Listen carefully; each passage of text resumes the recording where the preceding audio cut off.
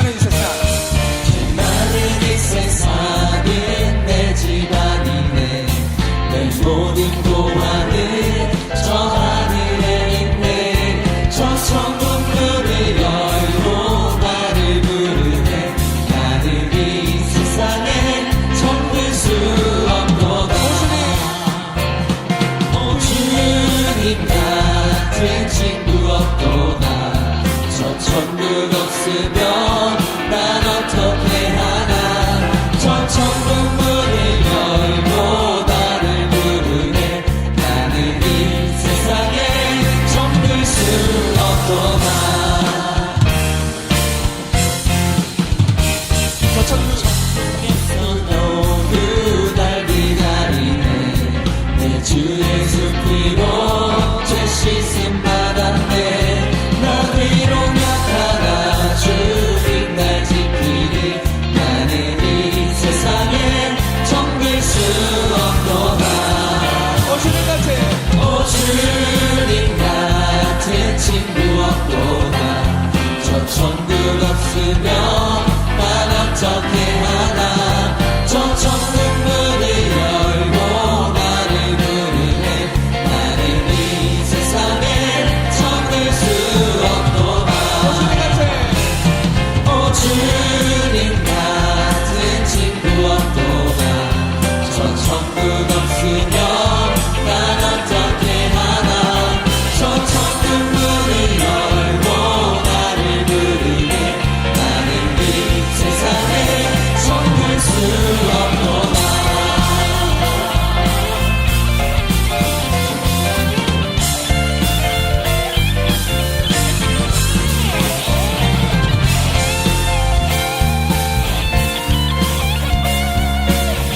우리 같이 목소리를 높여서 부르겠습니다.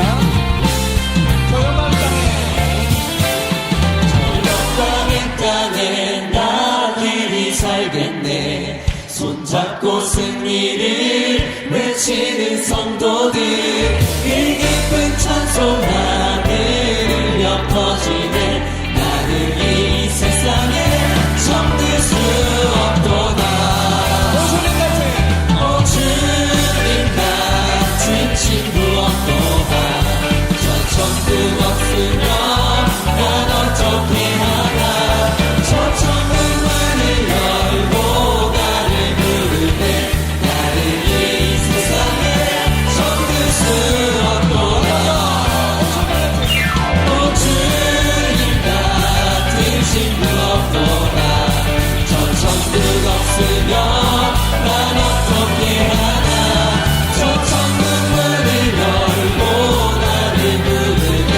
나는 이 세상에 정들 수 없도다. 나는 이 세상에 정들 수 없도다. 나는 이 세상에 정들 수 없도다. 아멘. 모든 영광 주님께 올려드립니다. 아멘. 할렐루야.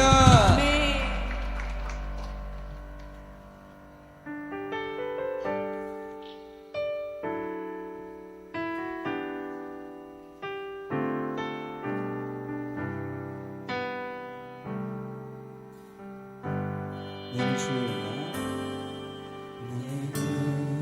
주의 영광을 보내. 우리 가운데 계신 주님, 그 빛난 영광 온 하늘 덮고 그 찬송 온 땅 가득해. 내 그 주의 영광을 보내.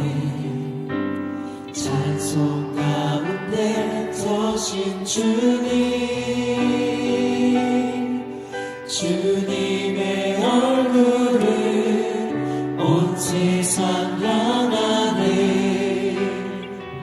권능의 발을 드셨네. 주의 영광 이곳에 가득해. 우리 손에 주님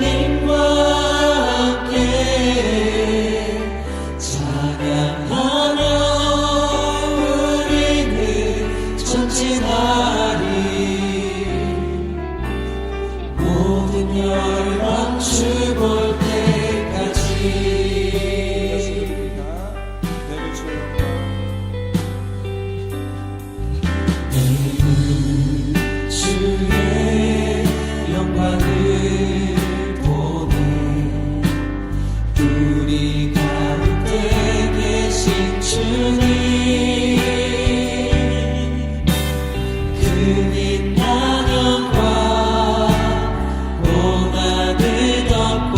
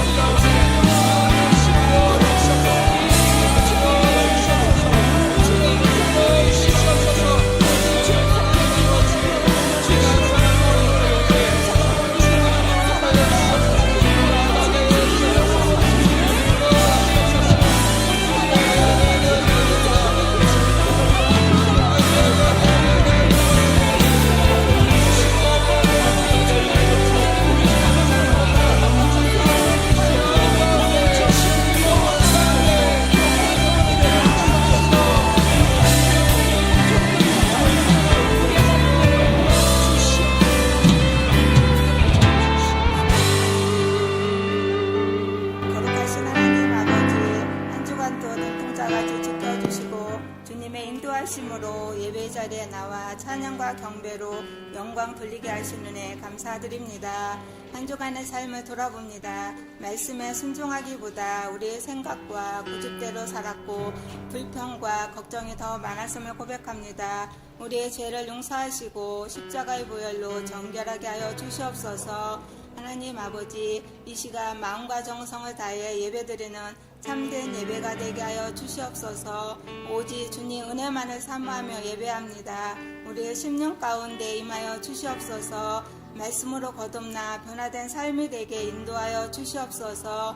목사님을 위해 기도합니다. 목사님의 영육의 강건함을 지켜 주시옵소서. 재충전의 시간을 갖고 계신 목사님께 평안과 안식을 주시고 영적으로 육적으로 세임과 능력으로 충전되어 힘있게 사명 감당할 수 있도록 인도하여 주시옵소서. 말씀 전하시는 목사님을 기도합니다. 목사님의 건강을 지켜 주시옵소서. 선포되어지는 말씀에 성령의 기름 부으심을 더하사 말씀 속에서 하나님의 능력이 나타나게 하시고 말씀 듣는 저희 모두가 깨닫고 순종할 수 있는 마음을 주시옵소서. 교회를 위해 기도합니다. 두 날개 1500 비전을 이루며 1500명의 셀리더를 세우고 150명의 선교사를 열방에 파송하는 제자 삼는 세계 비전을 이루는 두 날개로 날아오르는 건강한 교회 되게 하여 주시옵소서. 새봄 사역을 기도로 준비 중에 있습니다. 모든 사역마다 잘 준비되어 열정으로 사명 감당할 수 있도록 인도하여 주시옵소서. 필리핀에서 선교하고 있는 박주환 선교사를 축복하여 주시옵소서. 건강을 지켜 주시옵시고 날마다 복음 전하는 일에 말씀과 기도로 준비하게 하시고 성령 충만함으로 사역을 잘 감당할 수 있도록 인도하여 주시옵소서. 인도 아울리치를 축복하여 주시옵소서. 세 분의 권사님들의 건강을 지켜 주시옵시고 현지 언어와 환경에도 잘 적응할 수 있도록 인도하여 주시옵소서. 성령님 인도하심을 따라 복음을 들고 나갈 때 예비된 영혼을 붙여주시고 열매의 기쁨을 누리게 하여 주시옵소서. 돌아오는 길도 안전하고 돌아올 수 있도록 인도하여 주시옵소서. 필리핀 아울리치도 기도와 말씀으로 준비 중에 있습니다. 기도로 잘 준비되어 필리핀 땅에서 주님의 놀라운 은혜를 경험하는 귀한 시간 될 수 있도록 인도하여 주시옵소서. 올해는 임직식이 있습니다. 피택받은 임직자들을 축복하여 주시고 열정과 비전으로 충만하여 주님 앞에 충성스럽게 쓰임받는 임직자들이 될 수 있도록 인도하여 주시옵소서. 이 나라의 민족을 긍휼히 여겨 주시옵소서. 혼란과 분열 속에서 하나님의 뜻이 이 땅 가운데 이루어지게 하시고 대통령과 이정자들이 하나님을 경외하게 하시고 하나님의 공의와 질서가 바로 세워지게 하여 주시옵소서. 우리의 삶 가운데 말씀을 붙잡고 세상에서 흔들리지 않는 견고한 믿음으로 승리하게 하여 주시옵소서.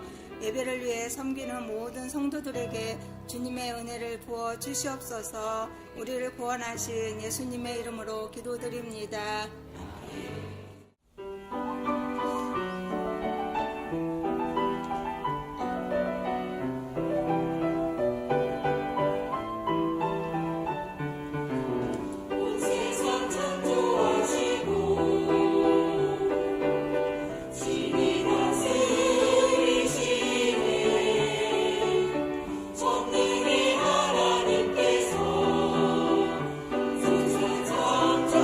주시옵소서.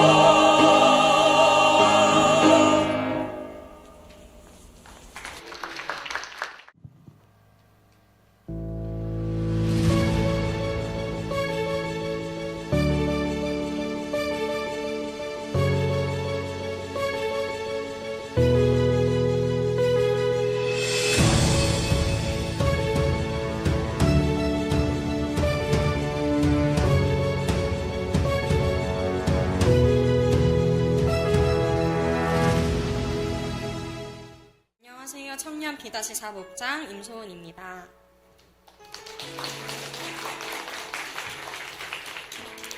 할렐루야. 먼저는 제자대학의 모든 과정을 마치고 이 자리에 서게 하신 하나님께 모든 영광을 올려드립니다.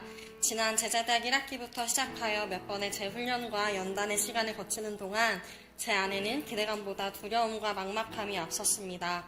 캠프 때마다 부풀었던 기대감은 훈련이 거듭될수록 용두사미처럼 흐지부지 되었고 어느덧 훈련을 향한 소망조차 희미해져 갔습니다. 이번에는 정말 끝까지 수료할 수 있을까? 나는 정말 변화될 수 있는 사람인가라는 질문이 훈련 시작 전부터 저를 무겁게 짓눌렀던 것 같습니다. 훈련 시작 전 읽게 된 제자 삼는 세계비전 필독서는 그런 저에게 나는 과연 예수님의 제자인가? 라는 묵직한 질문을 던졌습니다. 돌이켜보니 저는 겉으로만 셀 리더였을 뿐 누군가의 본이 되어 또 다른 제자를 세우는 제 생산의 열매가 전혀 없는 빈 깡통과 같았습니다. 뚜렷한 열매가 없는 사역은 저로 하여금 하나님의 부르심을 의심하게 만들었고 저는 그 의심 뒤로 숨기 바빴습니다. 대강 캠프인 리더 캠프에서도 훈련의 두려움으로 재훈련을 받을 것이라는 결단을 망설이고 있었습니다. 그런 저에게 나눔 시간마다 찔림의 마음을 주시며 결국은 입술로 다시 훈련을 받을 것이라는 고백을 하게 하시는 하나님의 강력한 부르심을 경험했습니다.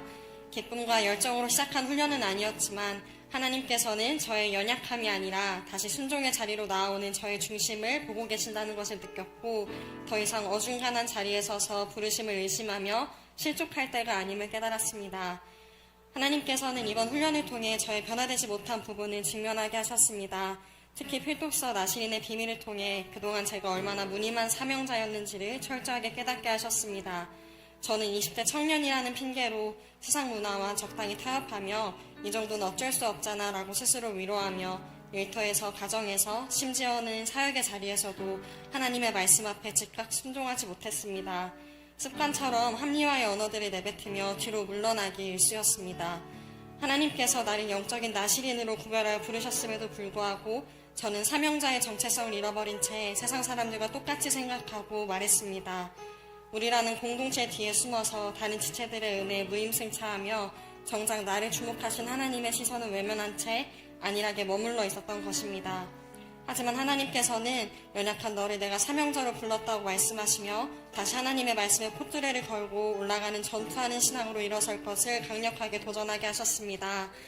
또한 매주 선포되는 훈련의 말씀은 저의 영적 상태를 점검하듯 폐부를 찌르는 예리한 검과 같았습니다.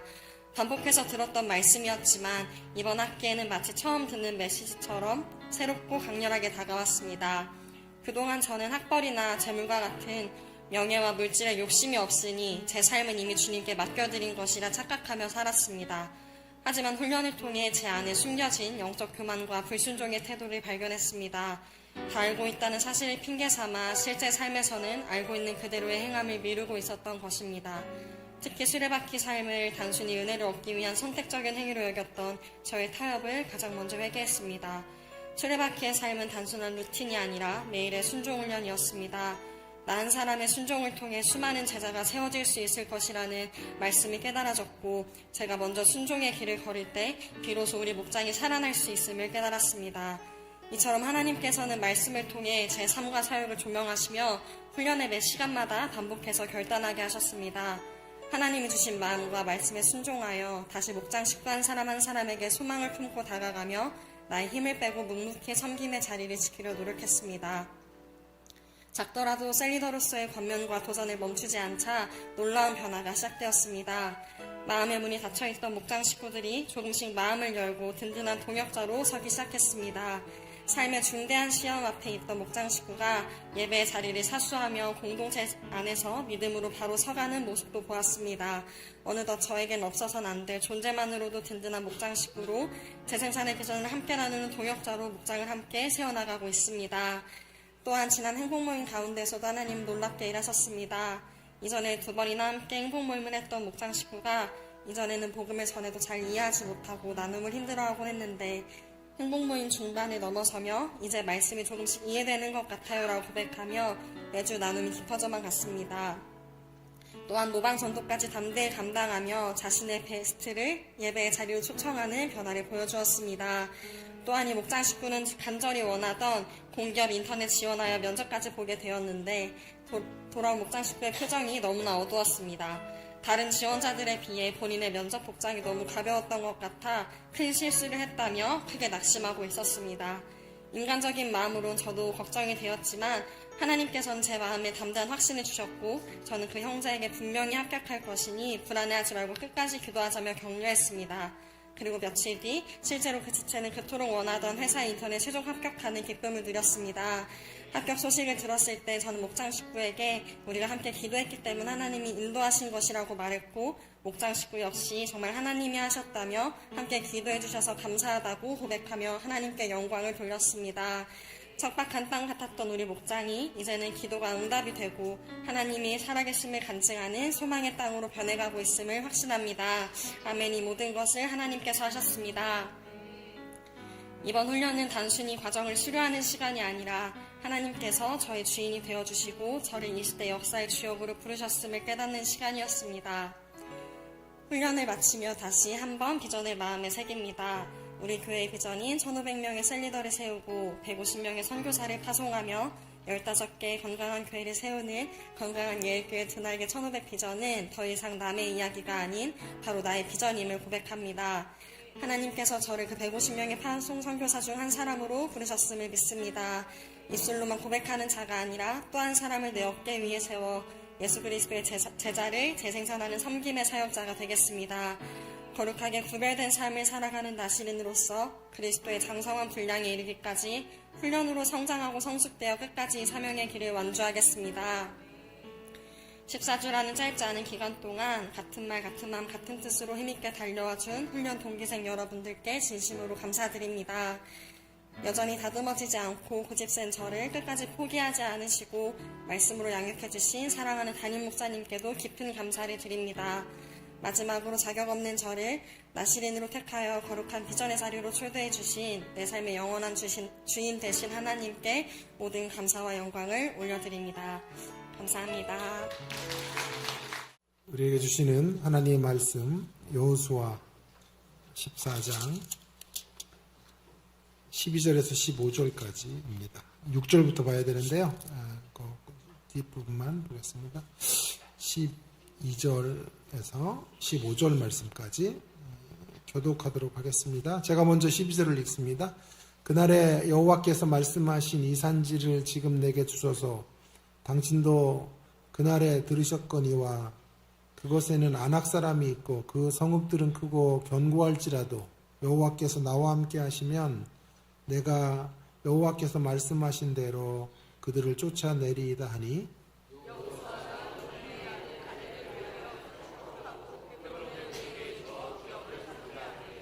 헤브론이 그니스 사람 여분네의 아들 갈렙의 기업이 되어 오늘까지 이르렀으니 이는 그가 이스라엘의 하나님 여호와를 온전히 쫓았습니다. 헤브론의 옛 이름은 기럇 아르바라. 아르바는 아낙 사람 가운데 가장 큰 사람이었더라.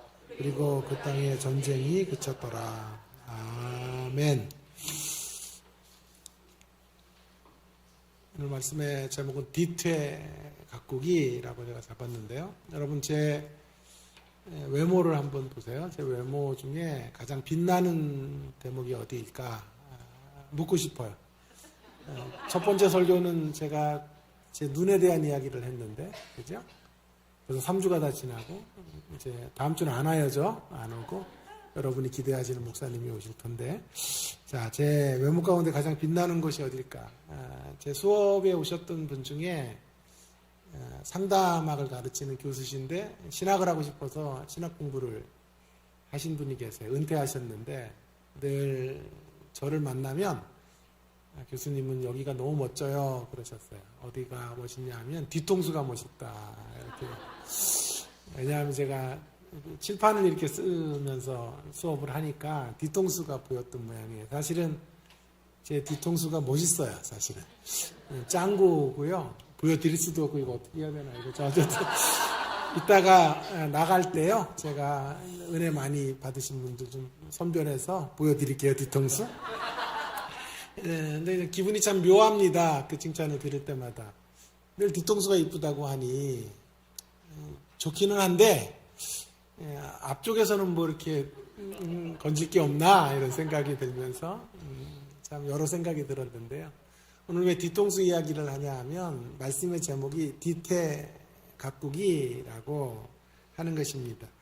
여러분 사실 오늘 갈렙이라는 사람의 이야기를 좀 나누려고 하는데요. 이 갈렙이라는 사람은 앞면도 귀해요. 그러나 뒷면이 더 귀해. 뒤태가 더 이뻤던 사람. 앞면이라고 하는 것은 신앙적인 어떤 외적인 모습이에요. 외형이라면 뒤태라고 하는 건 내면이거든요. 그래서 앞면보다 빛나는 뒷면을 가지고 있었던 사람이었기 때문에 저는 갈렙을 매우 부럽고요. 갈렙을 칭찬하고 싶은 그런 모습을 갖습니다. 대단한 하나님의 사람이 갈렙이었다. 성경 인물들이 그렇게 부러운 사람이 많이 없는데 유독 갈렙은 저의 부러움의 대상 1호로 자리매김하고 있음을 말씀드리고 싶어요. 왜냐하면 외적인 모습보다 내적인 모습이 더 아름답기 때문에 그래요. 자, 그러나 먼저 생각할 것은 내적인 모습이에요. 내적인 모습부터 좀 생각을 해보려고 하는데 오늘 본문 말씀은 여러분 그런 갈렙의 내적인 모습을 잘 드러내고 있는데요.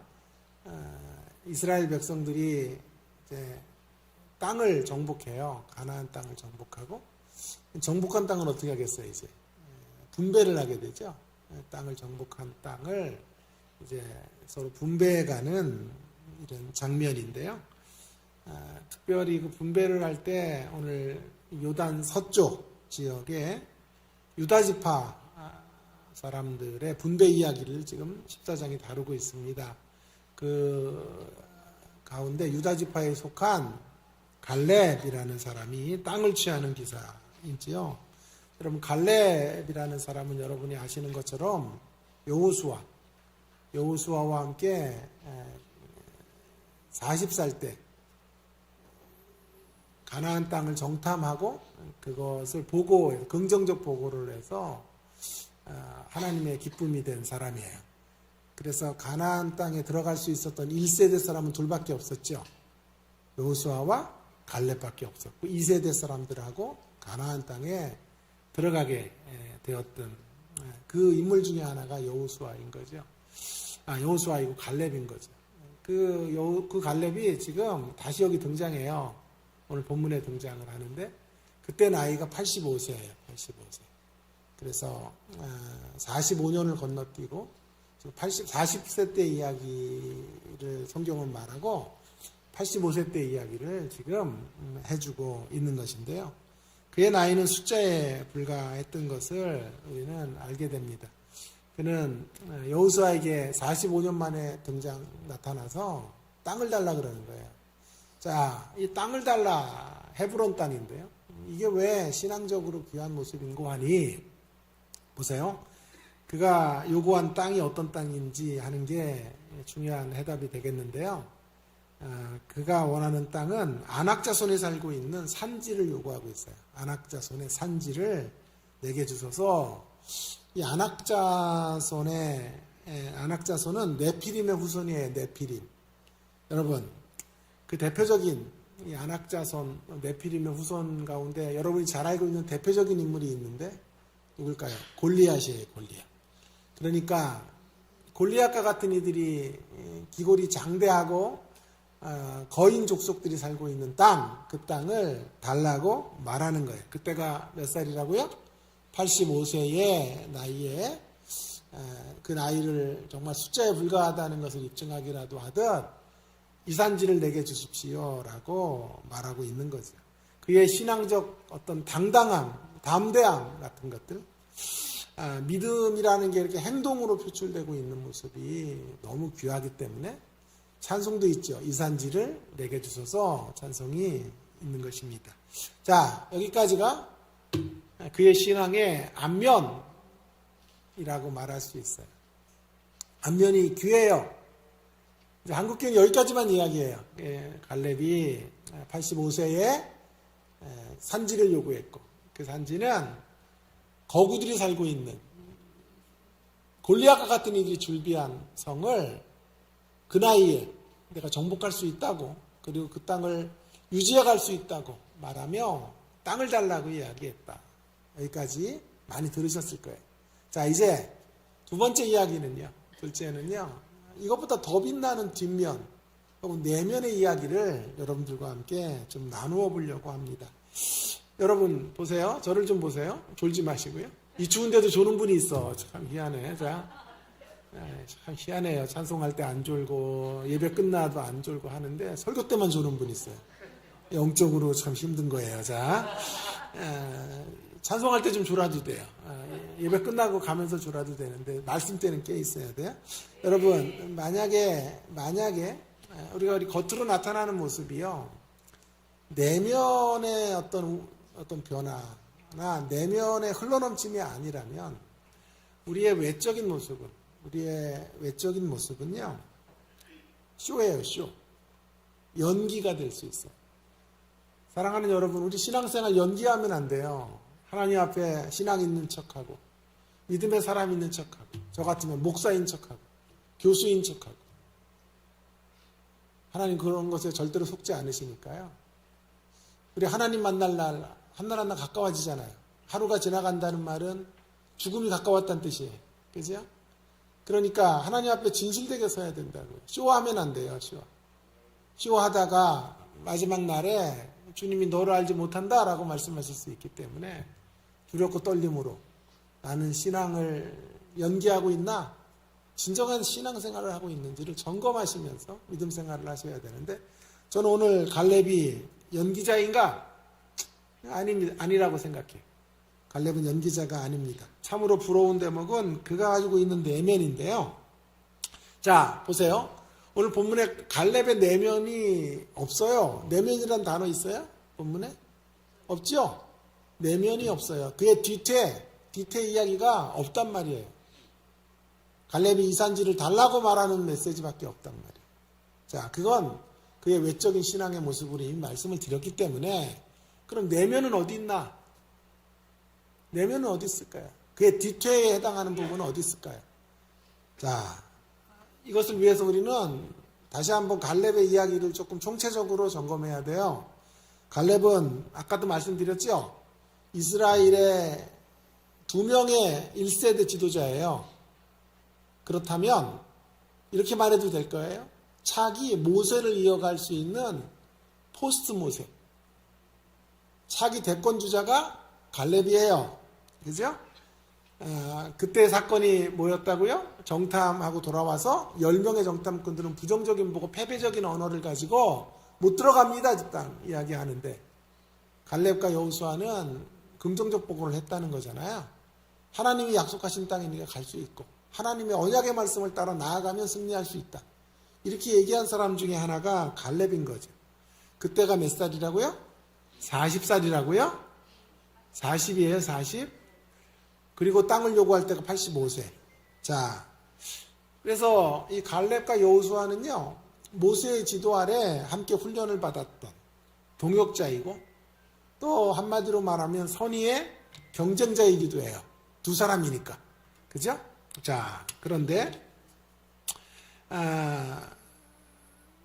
그 두 사람 가운데 갈렙에 제가 조금 더 주목을 해야 되는 이유가 뭐냐 하면, 정탐을 하고 돌아와 40살에 정탐하고 와서 긍정적 보고를 할 때 주도적인 인물이 누구였냐 하면 갈렙이었다고요. 자, 민수기 13장 30절 자막 있나요? 제가 이것도 성경 보냈는데 주보에는 없어요. 자, 민수기 13장 30절을 한번 펴보십시다. 13장 30절, 자막 있네요. 자, 민수기 14장 30절을 한번 읽어볼까요? 민수기 13장 30절. 갈렙이 민수기 13장 30절, 13장 30절. 주야. 자, 30절 한번 같이 읽읍시다. 그러면 여러분 찾아서 읽읍시다. 시작. 갈렙이 모세 앞에서 백성을 조용하게 하고 이르되 우리가 곧 올라가서 그 땅을 취하자 능히 이기리라 하나 갈렙이 여러분 보세요. 보고했는데 두 사람 중에 갈렙과 여호수아가 이렇게 말하지 않고 앞서서 이야기하고 있는 첫 번째 주자는 갈렙이었단 말이에요. 그죠? 갈렙이 주도적인 인물이에요. 여호수아는 성격적으로 훨씬 더 내성적이에요. 갈렙은 훨씬 더 외향적인 사람입니다. 그래서 배짱이 더 있고 더 담대했던 사람, 패기가 있었던 사람. 그 패기의 모습이 지금 85세에도 다시 나타나고 있는 거란 말이에요. 어제의 모습의 연장선상에서 오늘을 사는 거예요. 그러니까 오늘 우리가 또 오늘의 모습이 또 내일의 모습이 될 거예요. 제가 원고에는 없는데 제가 신학교 다닐 때 참 재밌었어요. 그때 그렇게 열심히 도서관에 앉아있고 막 이랬던 사람들은 지금 다 교수가 됐더라고요. 저도 도서관에 있었어요. 저는 도서관이 제일 시원해서 있었어. 도서관이 제일 시원하고 겨울에는 제일 난방이 따뜻해가지고 도서관에 있었는데 가서 저는 계속 졸았는데도 그 공부하는 사람들의 열기 가운데 제가 휩쓸려서 교수가 되더라고요. 그때 이렇게 산기도 하고 양지에서 있었는데 산기도 하고 이랬던 분들은요 다 그 목사가 됐더라고요. 훌륭한 이찬수 목사 같은 사람 제 친구인데 동기 목사 중에 대표적으로 이찬수 목사 그런 분들이 그때도 열심히 기도하고 정말 영혼들을 사랑했던 그런 모습들을 가지고 살았어. 그래서 목회를 그렇게 잘하고 있는 거예요. 근데 그때 맨날 족구만 했던 그런 친구들이 있어요. 그럼 그 사람들이 지금 뭐 하는지 아세요? 노회 족구대회 위원장 이렇게 해가지고 그런 거 신문에다가 자기 사진 집어넣고 창피한지도 모르고 그거를 사진을 집어넣고 근데 보면 그때 전부 그렇게 했던 인간들이야. 평소에 그렇게 살다 끝나는 거란 말이에요. 그러니까 여러분 이 갈렙의 DNA가 뭐냐 하면 그냥 85세에 뚝 나타나서 이 산지 달라 그런 게 아니라 갈렙이 그렇게 산 거예요. 40살에 돌아와서도 보고하는 거 보세요. 갈렙이 백성들 앞에 백성을 조용하게 해라. 시끄러워. 조용히 가만히 있어 보세요. 그러면서 일어서서 우리가 올라가서 능히 취하자. 이렇게 말한 거다. 성격적으로 이런 사람이 차기 지도자가 될 만한 적임자인 거예요. 저는 여호수아를 닮은 사람이에요. 여호수아 어떤 면이냐면 내성적인 면이 좀 닮았단 말이에요. 여호수아가 좀 내성적이었다는 건 어떻게 알아요? 여호수아 1장에 보면 두려움 말라를 계속 말씀하신다. 그만큼 여호수아가 두려움에 많이 빠져 있는 사람이에요. 그러니까 두려움 말라, 내가 함께 하겠다. 두려움 말라, 너를 강하게 하겠다. 약하다는 뜻이에요. 이거 어떡하지? 걱정이 많은 사람이에요. 여호수아는 소심한 사람이에요. 그에 비해서 갈렙은 적극적인 사람인 거예요. MBTI로 말하면 갈렙은 여호수아 같은 I형이에요. I형. 여호수아는 I형이에요. I. 제 MBTI가 뭔지 아세요? ISFP예요.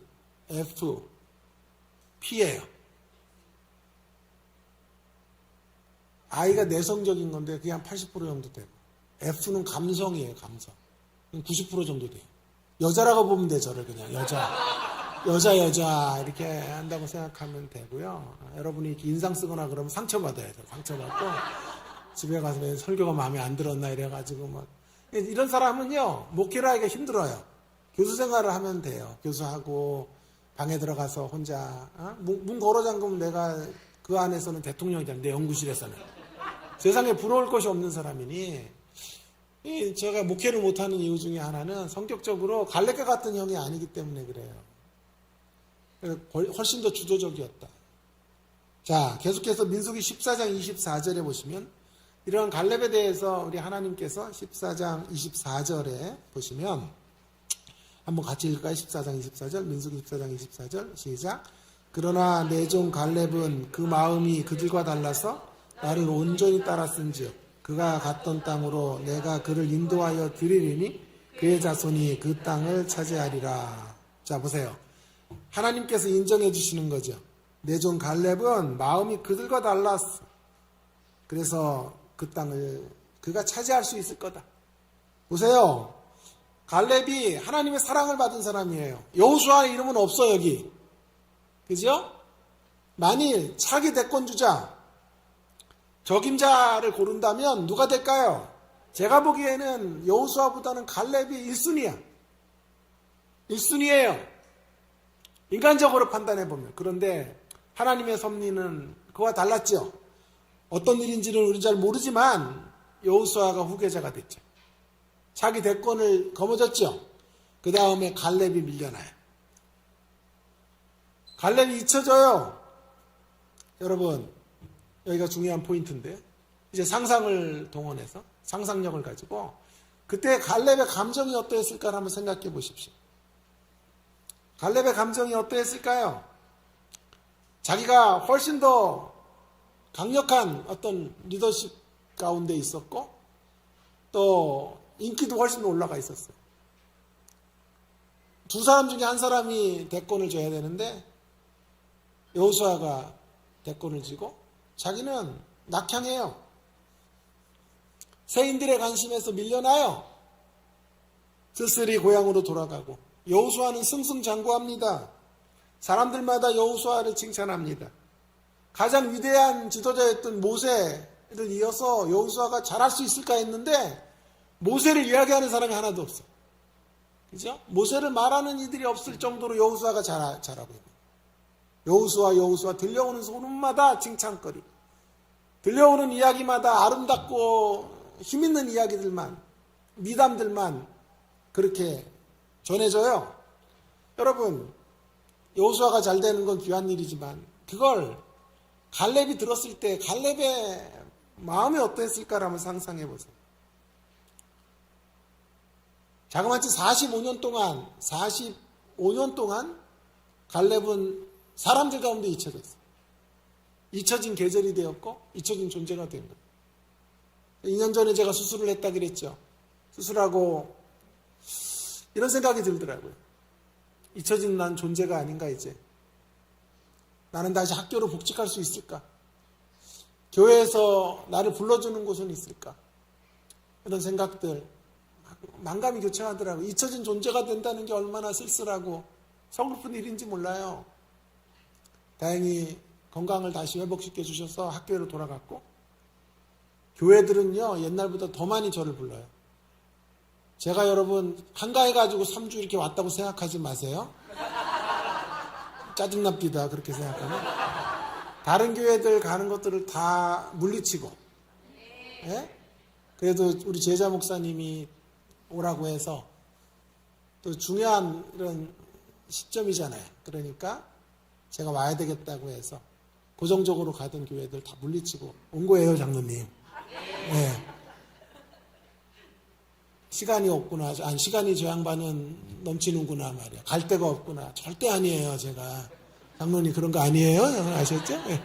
할렐루야. 자, 그래서 잊혀진 존재가 된다는 것은 서글픈 일이고 참 인간으로 견디기 힘든 감정의 모습이에요. 저희 어머님이요, 제가 아프니까 생때 같은 아들, 가장 소망했고 신뢰했던 아들이 3기 말 암의 자리에 노출되어 수월의 골짜기를 헤매고 있으니까요. 어머님 너무 아파하시는 거예요. 근데 늘 만나면 이렇게 물어보세요. 아들, 누가 만나자는 사람 좀 있어? 오라는 교회는 있어? 제가 5대양 6대전을 못 다녔어도요. 대한민국 전역을 돌아다니며 부흥회하고 집회하고 몇 년 전에 제가 여러분 계시록도 했잖아요. 여기요. 그렇게 살던 사람인데 어머님이 볼 때 이제 암투병으로 잊혀진 존재가 되는 것 같으니까. 아무도 불러주지 않고 아무도 찾아주지 않으면 인간이 얼마나 외롭고 서글퍼요. 그렇게 왕성하게 활동하다. 그래 늘 그런 질문을 하셔요. 그래서 어머니 걱정하지 마세요. 제자들이 만나자는 인간들이 줄비하고 줄을 섰는데 내가 귀찮아서 안 만나고 교회들은 골라서 가야 될 판이라고. 에이 됐다 그만합시다. 자 여러분 제가 갈렙의 감정을 여러분들이 좀 느끼실 수 있어야 된다고 말씀드리는 거예요. 국내 최초예요. 갈렙의 이런 감정을 말하는 사람이 없어요.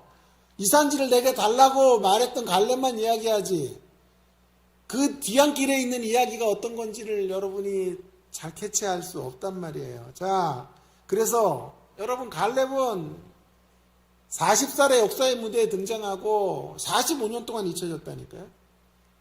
그래서 제가 오늘 말씀을 제목 이렇게 잡으려고 그랬어요. 잊혀진 45년을 찾아서. 너무 이게 좀 이렇게 좀 튀잖아. 그럼 다음에 뭐다 또 이렇게 너무 튀게 제목을 잡고. 그래서 그냥 뒤태각국이 이렇게 바꿨어요. 고민했어요. 마지막까지.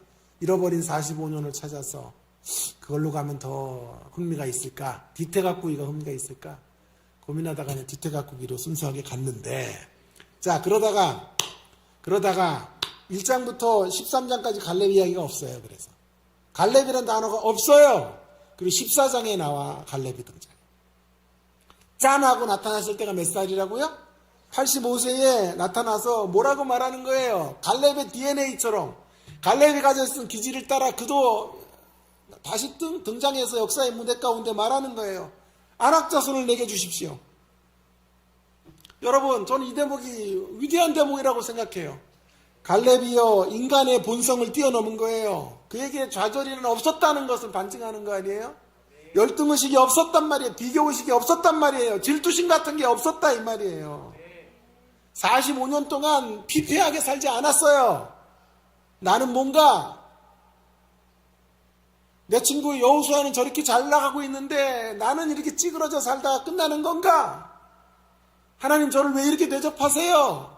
그런 지점에 갈렙이 놓여져 있었다면, 그렇게 45년 동안 그렇게 살아왔더라면 그는 병들었을 거예요. 내면이.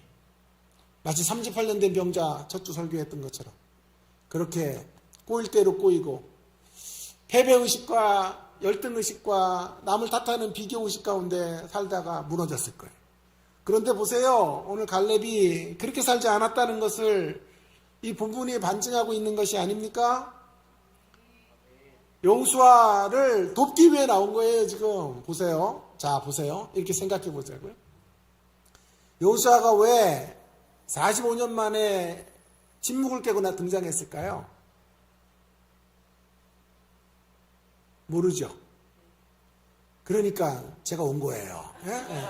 왜 등장을 해서 여러분이 모르는 거 한 대목을 알려드리려고요. 자, 이유가 있어요. 이때를 위함이다라고 생각한 거예요. 하나님 이때를 위해 자기를 준비하셨다고 확신했기 때문인 거예요. 여러분, 땅 분배를 한번 생각해 보자고요.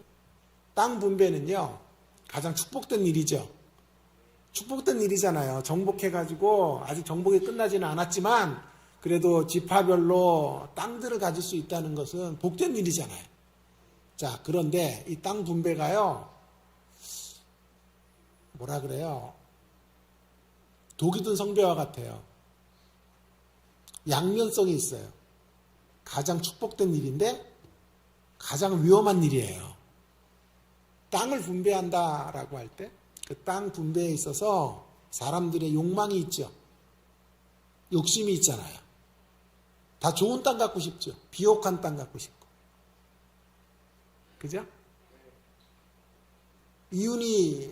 이윤을 만들 수 있는 그런 땅, 농사를 짓다면 곡식들이 잘 여물 수 있는 그런 곳 원하지 않겠어요? 자, 서울과 경기권의 땅을 여러분들에게 다 나눠준다고 생각해 보세요. 얼마나 축복이야. 그죠? 땅 한 평도 없는 우리가 서울까지 해서. 근데 여기서 나눠 갖는다고 하면요, 예일교회 성도들에게 다 나눠주겠다 그러면 축복된 일인데요, 교회 아마 그때부터 분쟁이 시작될 거예요. 서로 강남 땅 누가 가질 거냐. 좋은 땅 가지려고 하겠죠. 부천에서도 제일 노른자 땅 누가 가질 거냐. 변두리 땅은 안 가겠다 그러지 않겠어요?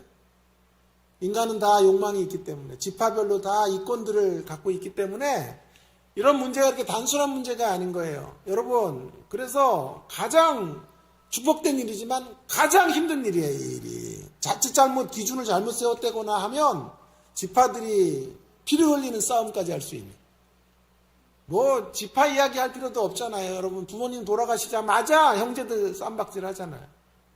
부모님 그 남겨놓은 유산 서로 얼마를 갖느냐, 지분 분재를 가지고 법정 소송 같은 거 하는 게 비일비재하지 않아요? 아닌가? 이분들이 인생을 그냥 사실 만큼 사신 것 같은데 비일비재하단 말이에요. 그래서 제가 아내랑 선언을 했어요. 우리 부모님 돌아가시면 우리 형제들에게 나는 10원짜리 하나를 안 갖겠다. 없어요, 돈도. 그냥 조그만 여기 20평대 아파트 하나 있는 건데, 아버님, 어머님. 그러나 그거 갖고 또 형제가 싸울 것 같아서. 와이프도 암사동에 부모님, 거기 좀 큰 집이에요. 그래도 큰 집이고, 돈 좀 있는데, 와이프도 선언을 했대요. 안 갖겠다. 4형제인데, 안 갖겠으니까 나머지 3사람이 나눠 가져라. 내가 안 갖는다는 건 좀 괜찮았는데 와이프가 그렇게 얘기하니까 그건 진짜 우리 집은 뭐 나눠 맞자 뭐 없는데 그거는 조금 아닌 것 같고 내가 얘기를 했다가 당신도 안 한다면서 왜 나한테 그래 승을 내가지고 알았어 그럼 안 갖는 거로 하자 그래. 여러분 지금 여호수아가 매우 골치가 아팠을 거야. 이 땅을 어떻게 분배할까? 어떤 지파에게 어떤 땅을 줘야 될까? 이게 굉장히 힘든 일이에요. 그 중에 가장 힘든 문제가 어떤 문제인지 아세요? 힘든 땅. 그 땅 정복하면 맨날 전쟁만 해야 되는 땅. 우범지대의 땅. 정복이 불가능한 난공불락의 성이 있는 땅을 누구에게 줄 거냐가 제일 골칫거리야. 이거 잘못 주면 우리 차별한다고 난리가 날 거예요. 제주도 열방대학에 가서 해마다 강의를 계시록을 하는데요. 한번 몇 년 전에 갔더니 거기 막 프랜카드가 막 걸려 있어요. 난리가 났어요. 열방대학 옆에 쓰레기 매립장을 만든다는 거예요. 그랬더니 그 지역 주민들이 절대 이 지역은 안 된다. 누구 물러가라, 뭐 제주시장 물러가라 해갖고 난리가 난 거예요. 여러분 쓰레기 매립장을 한 곳에 정하는 거 그것만 갖고도 싸움이 나는데 땅을 줬는데 고작 가장 정복하기 힘든 안학자손이 있는 이런 땅들은 아무도 가려고 하지 않겠죠? 그죠? 목소리가 또 왜 이러냐? 자, 그렇죠? 그때 갈렙이 등장하는 거예요. 짠하고 등장해서 가장 힘든 땅을 저에게 주십시오. 다 꺼려하고 있는 그 땅 제가 취하겠습니다. 그 말은 무슨 말입니까? 여호수아 당신은 지금처럼 이 위대한 지도자의 길을 계속 걸어가십시오. 부담감은 저에게 주시고 힘든 짐은 제가 짊어지겠습니다. 저에게 맡기시고 당신은 당신의 일을 감당하십시오. 하나님께서 당신에게 주신 그 리더십을 가지고 이 민족을 계속 이끌어 가십시오. 공고하고 어려운 일들 제가 맡아서 그 일들을 완성해 내겠습니다라고 말하고 있는 거예요. 여러분 이게 갈렙이 가졌던 내면의 모습인 거예요. 내면의 모습. 내면이 흔들림이 없어요. 그의 속사람의 문제인 거예요. 속사람의 힘인 거죠. 열등의식이 있었다면 어떻게 이러겠어요. 잘됐다 요놈. 이 땅 분배할 때 아주 와르르 무너져라. 그럼 내가 그때 좀 사람들에게 관심을 좀 얻어서 한자리 해야지. 그런 마음이 이룰 일도 없단 말이에요. 여호수아를 향한 하나님의 축복이 있고 갈렙을 향한 하나님의 인도하심이 다른 데 있다라고 생각한 거예요. 저로 말하면 이런 거예요. 동기 목사인데 이찬수 목사가 2만 명 모으고 막 엄청 유명해진 거예요. 차세대 한국교회를 이끌어가는 지도자 1위야 이찬수가. 2위 강승식. 저는 없어 이름이. 그러니까 질투가 나죠. 시기심이 생기죠. 학교 다닐 때 공부 내가 더 잘했거든. 믿지를 않아. 불신의 세대야 이렇게. 예, 알았어요. 자, 그래서 저분은 꼭 나서요. 자, 그래서 어쨌든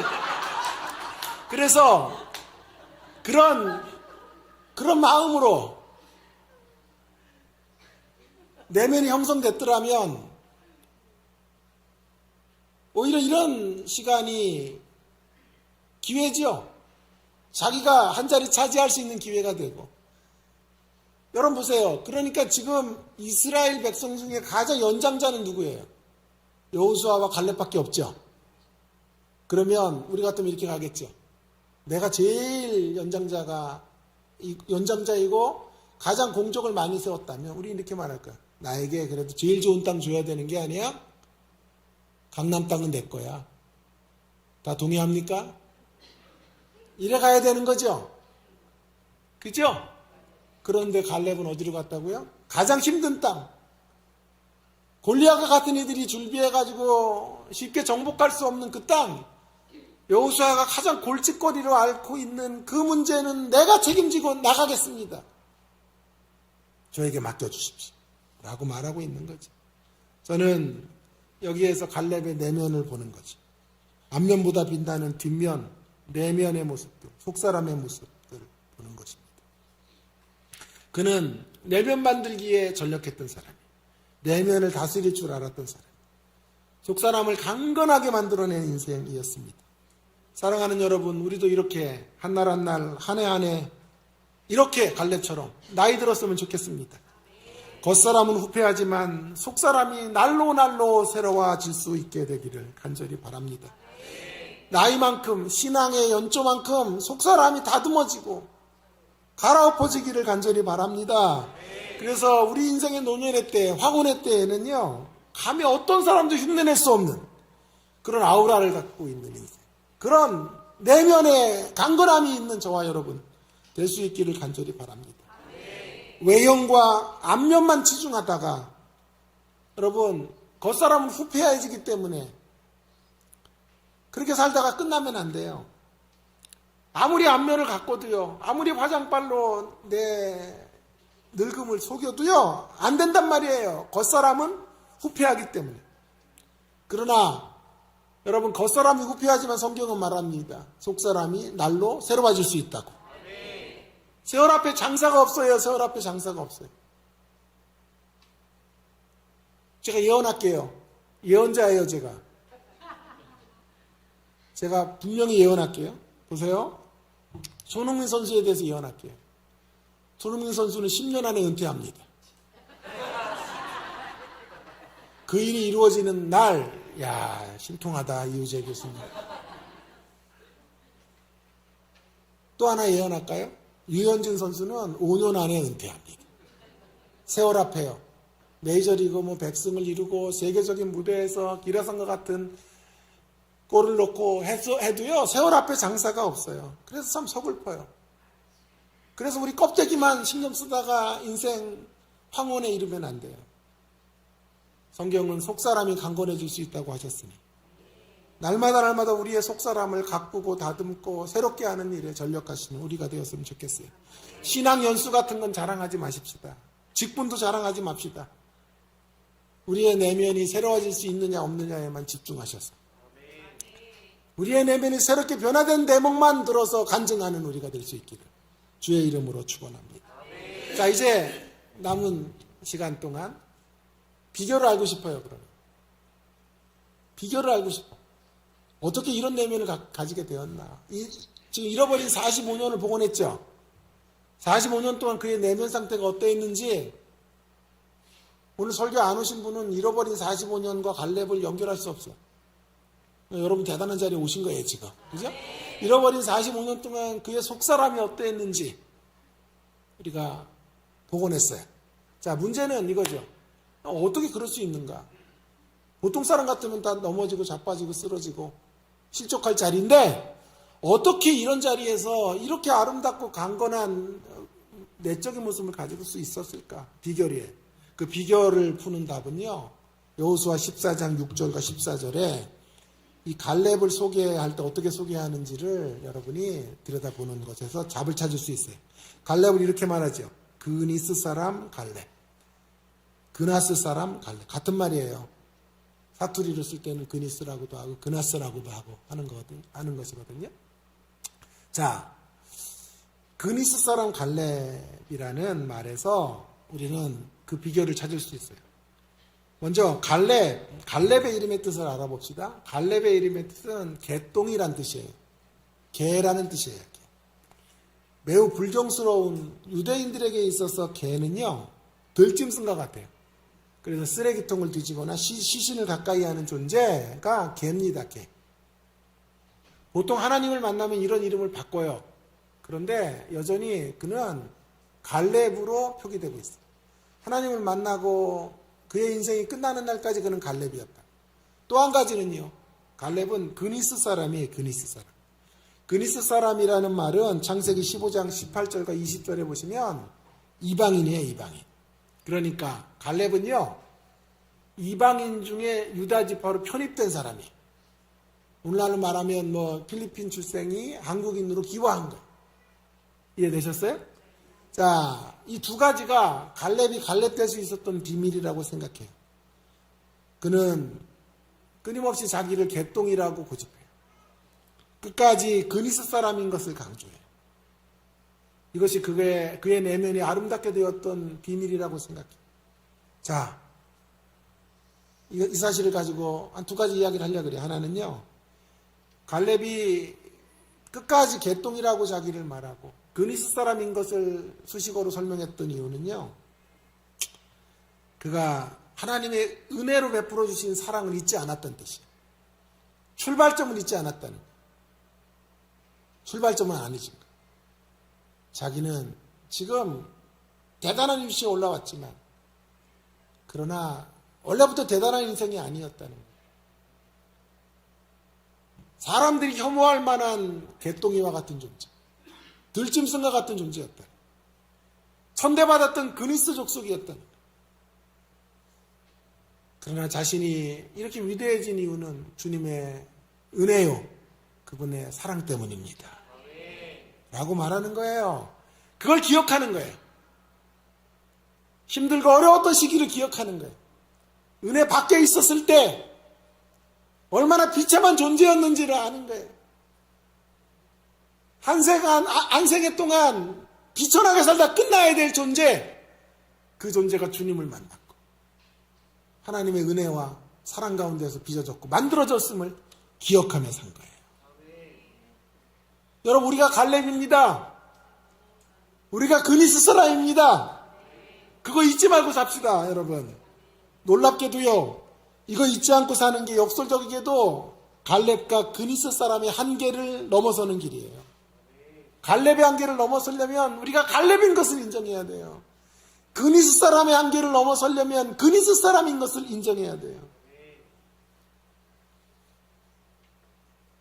현대식으로 말하면 황가람의 노래예요. 황가람의 노래. 나는 반딧불, 교과서에도 실렸대요. 나는 반딧불. 가사가 이래요. 나는 내가 빛나는 별인 줄 알았어요. 몰랐어요. 난 내가 벌레라는 것을. 그래도 괜찮아. 난 눈부시니까. 몰랐어요. 난 내가 개똥벌레라는 것을. 그래도 괜찮아. 난 빛날 테니까. 이거 복음성가 아니에요, 이거? 나는 반딧불. 여러분, 우리 모두 벌레요. 개똥벌레예요. 그렇게 살다 끝나야 될 생애들이에요. 그러나 빛나는 갈렙이 되었어요. 주님의 은혜로 이 자리까지 오게 된 것들을 감격하며 사셔야 돼요. 그때 우리의 내면이 아름다워져요. 그때 우리의 내면이 강건해져요. 비교점 같은 거 없어요. 왜요? 하나님의 은혜의식에 붙들리기 때문에. 하나님의 은혜 안에 살기 때문에 감사만 넘쳐요. 다른 이들이 받은 축복은 그 사람 몫이에요. 나에게 주신 축복은 또 다른 거예요. 이찬수는 이찬수의 축복이 있고 이우재는 이우재의 축복이 있는 거예요. 그러니까 내가 이찬수와 나를 견줄 필요가 없는 거지. 그는 그 길을 가고 나는 나의 길을 가는 거예요. 분당에서 몇 번 만났더니 막 밥을 먹는데 막 달려와요, 성도들이. 사인해달라고. 무슨 목사한테 사인을 해달라고. 난 또 내가 해놓은 건 줄 알고 사인을 하려고 그랬더니 저를 이렇게 째려보고 그분한테 사인을 받더라. 그래서 내가 다음에는 방배동으로 오라고 해서 방배동으로. 방배동 내가 있는 연구실이 있는 곳, 강의하는 곳에서는 저도 솔직한 인기가 있어요.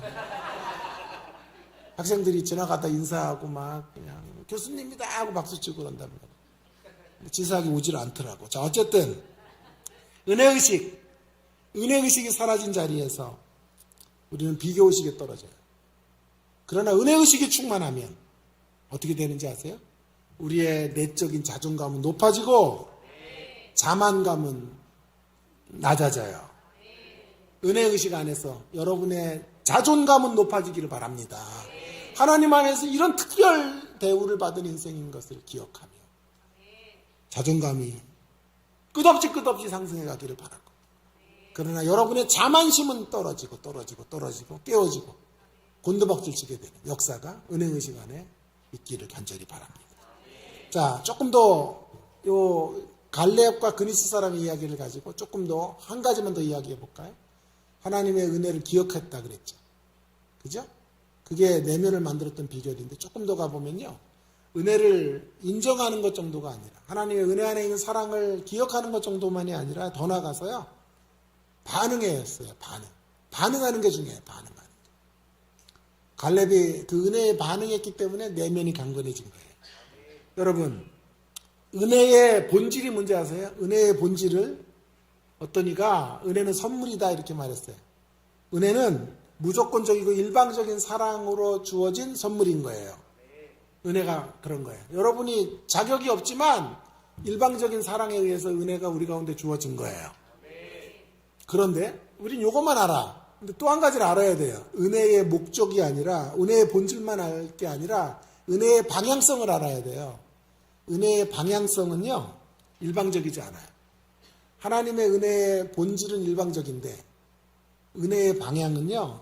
관계적이에요. 쌍방적이에요. 하나님이 은혜로 우리를 만져주시는 이유는 우리와 관계 맺고 싶어서예요. 관계는요, 하나님이 주시는 것만이 아니라 우리가 응답해야 돼요. 반응해야 돼요. 여러분, 하나님의 사랑으로 충분해요. 그러나 하나님의 사랑의 전제 조건은 받아들일 때 우리 것이 돼요. 사랑은 나눌 때 풍성해져요. 응답이 있어야 돼요. 그래서 하나님의 사랑 가지고 안 되는 거예요. 왜 안 되냐? 사랑이 부족해서가 아니라 하나님의 사랑은 우리를 변화시킬 만한 충분한 자원이 되는 게 맞는데 안 되는 사람들이 있죠. 왜 안 되냐 하면요. 자원을 끌었어야 돼요. 자원은 어떻게 된다고? 끌었어야 된다고. 끌었어야 내게 돼요. 그게 응답이에요. 그게 은혜의 방향성인 거예요. 은혜를 통해서 하나님과 우리가 함께 교제하기를 원하시고 코이노니아를 이루기를 기뻐하신다. 그 가운데서 친밀함이 만들어져야 돼요. 친밀함 가운데서 하나님과 깊은 영적 교제 안에서 우리의 속사람이 빚어지는 거예요. 여러분, 좋아해서 결혼했죠? 사랑하니까 사시죠? 그런데 저는 이렇게 묻고 싶어요. 정말 친밀한 부부가 얼마나 있을까? 사랑은 주로 일방적일 때가 많아요.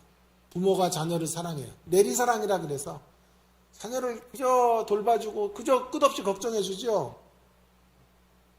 근데 문제는 뭐냐 하면 그 정도 갖고는 안 되고요. 역사가 이루어지려면요. 사랑이 쌍방적이 돼야 돼요.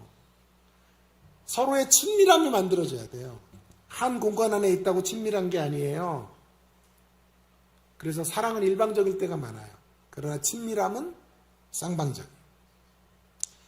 우리 부모님들 우리 사랑하시죠? 그런데 부모와 자녀가 정말 친밀해지는 관계로 가는 것은 별로 없어요. 부부가 서로 사랑하니까 사는 건데 친밀하진 않다. 저도 아버지가 계신데요. 아버지를 위해 정말 효도를 다하기는 해요. 그런데 대화를 못 나눠요, 아버지는. 워낙 엄하게 키우셔가지고. 그래서 아버지 집에 가면요.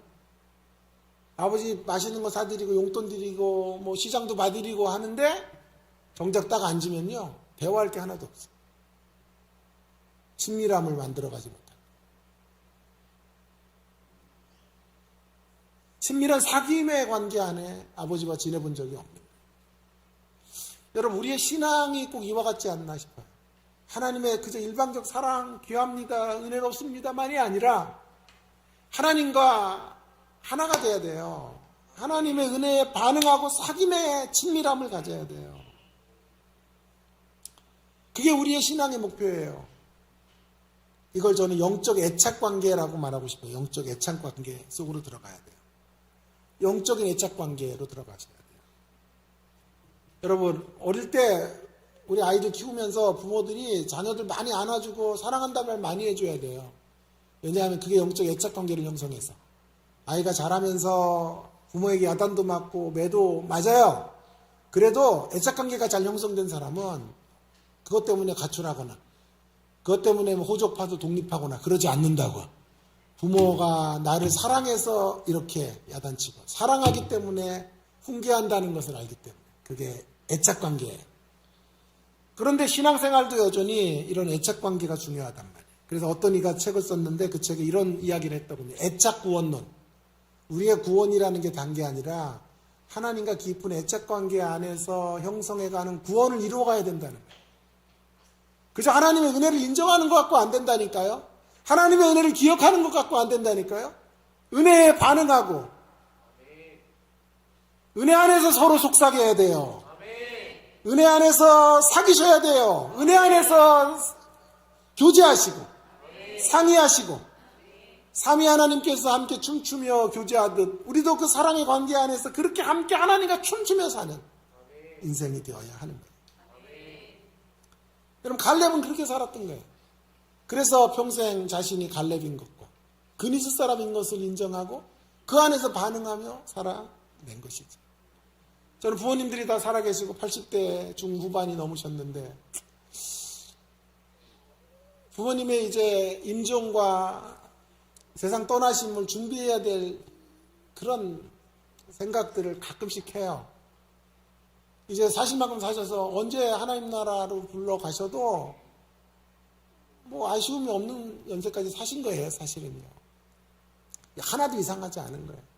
그래서 날마다 주님 오늘 한 날만 좀 연기해 주세요. 이번 주만 좀 더 살게. 그렇게 해서 1년, 2년, 이렇게 10년 이렇게 오고 있는데 그래서 올해도 기도했어요. 주님 올해는 꼭 데려가시면 안 됩니다. 올해는 평안하게 계시게 해주세요. 내년에 또 그런 기도 또 하면 돼. 내년 또 하고. 언제 돌아가셔야 되는가 이런 생각을 하면요. 참 많은 생각이 교차해요. 일단 겨울은 안 될 것 같아요. 겨울. 너무 춥잖아. 이렇게 추운데 돌아가시는 건 너무 안 될 것 같아요. 어떤 임종이 돼야 돼? 언제 돌아가시는 거야? 봄에 그래. 봄은 어떤가? 근데 봄은 마무리 소생하는데 너무 아쉽잖아. 봄도 안 돼. 여름은 어떨까? 여름 너무 더워. 안 될 것 같아. 가을엔 떠나지 마세요. 이런 노래도 있잖아요. 가을도 안 돼요. 그러니까 없어 젠장. 봄, 여름, 가을 하나도 없고. 어떤 임종이 아름다운 임종인가 고민을 많이 했어요. 어떻게 살다 돌아가셔야 되는지 기도를 많이 했는데 모세의 이야기가 생각이 나더라고요. 모세가 기력이 쇠하지 않고 눈이 흐려지지 않은 채 죽었다. 그래서 그런 기도를 했어요. 주님, 우리 엄마 아버지 눈이 흐려지지 않고 기력이 쇠하지 않은 채 돌아가시게 해주세요. 그렇게 오랫동안 기도했는데 갑자기 이런 생각이 또 들더라고. 아니 눈이 흐려지지 않고 기력이 안 쇠했으면 오래 사셔야지 왜 돌아가셔? 그래서 그것도 아닌 것 같아요. 그래서 최근에 기도를 이렇게 바꿨어요. 하나님 애착 구원을 이루다가 하나님 어머니 아버지의 뇌에서 하나님의 사랑, 하나님과 깊은 교제 날마다 누리시면서 하나님이 얼마나 사랑하는지를 깨닫고 느끼고 누리고 풍성하게 맛보시다가 그래서 그 애착의 구원 안에 애착 구원론을 형성하시다가 주님의 품에 영광스럽게 안기시는 저희 어머님, 저희 아버지 되도록 은혜 베풀어 주십시오. 그게 바로 우리가 이루어가야 될 구원의 모습인 거예요. 하나님과 애착 관계를 이루어가야 돼요.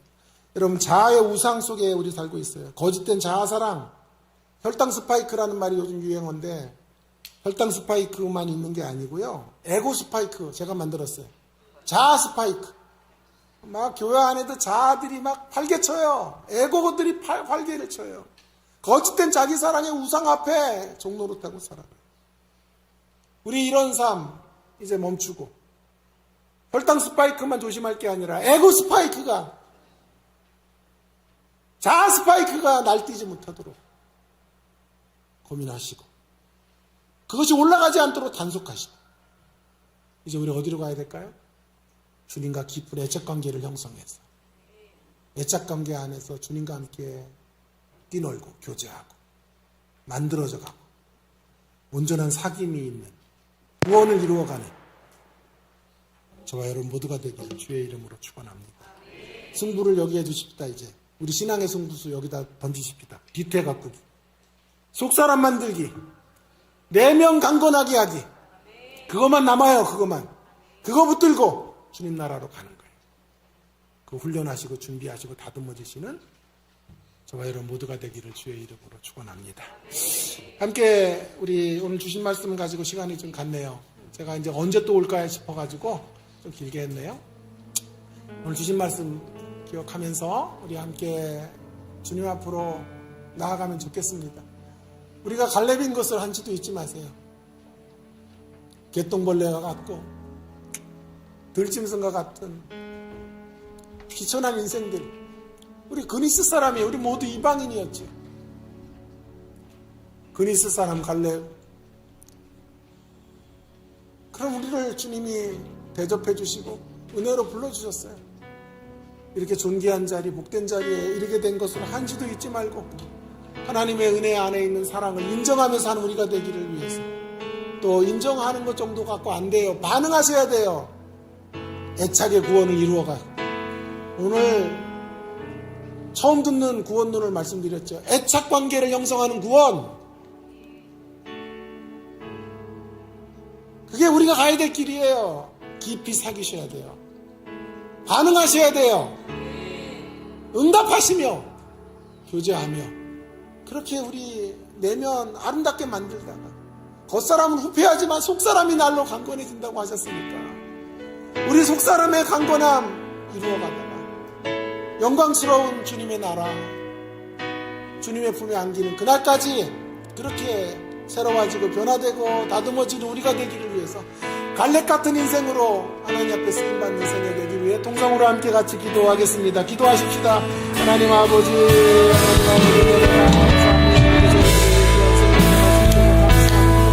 하나님 아버지, 우리를 아름답게 가꾸고 하늘보다 빛나는 내면의 신앙을 가지고 주님 앞에 서서 하나님의 영광을 이루며 애착의 구원을 이루어가며 하나님 앞에 정리할 수 있는 저에게 되게 하여 주시옵소서.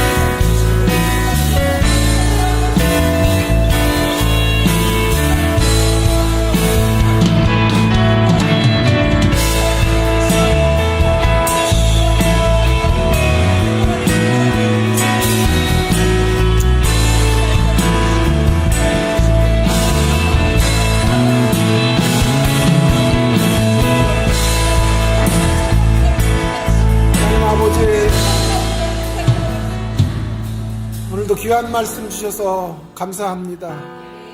우리 모두가 그니스 사람 갈렙인 것을 고백합니다.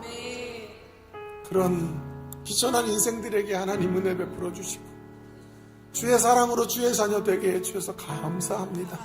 한 생애 동안 그 은혜 의식 안에서 살게 하여 주시옵소서. 그 은혜 의식 안에서 우리의 자존감은 날로 높아지게 하시고 우리의 자만심은 꺾이는 자리로 나아갈 수 있게 해주시기 원합니다. 은혜에 반응하며 살게 해주시옵소서. 하나님과 애착관계를 형성하여 친밀해지게 하시고 애착의 구원을 이루어가는 하나님의 사람들로 갈렙처럼 빚어져 가도록 은혜로 함께하여 주시옵소서. 모든 말씀 감사드리오며 예수님 이름으로 기도합니다. 아멘. 찬양하며 헌금 드리겠습니다. 우리 같이 봉헌하시겠습니다.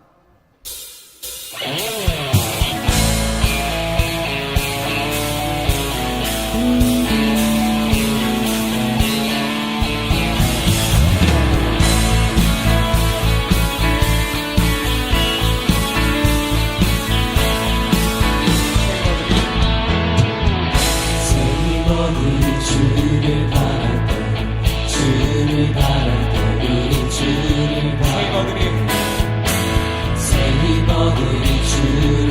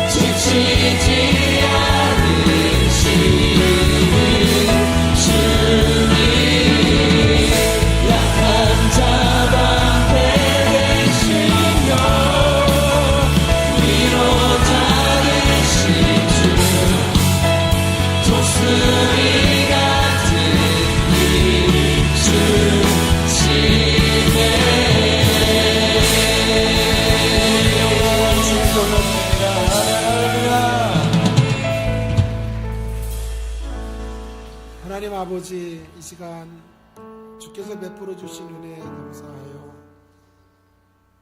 그니스사랑 갈렙 같은 저희들에게 허락하신 놀라운 은혜에 감동하여 저희들이 주님 앞에 귀한 예물을 드립니다.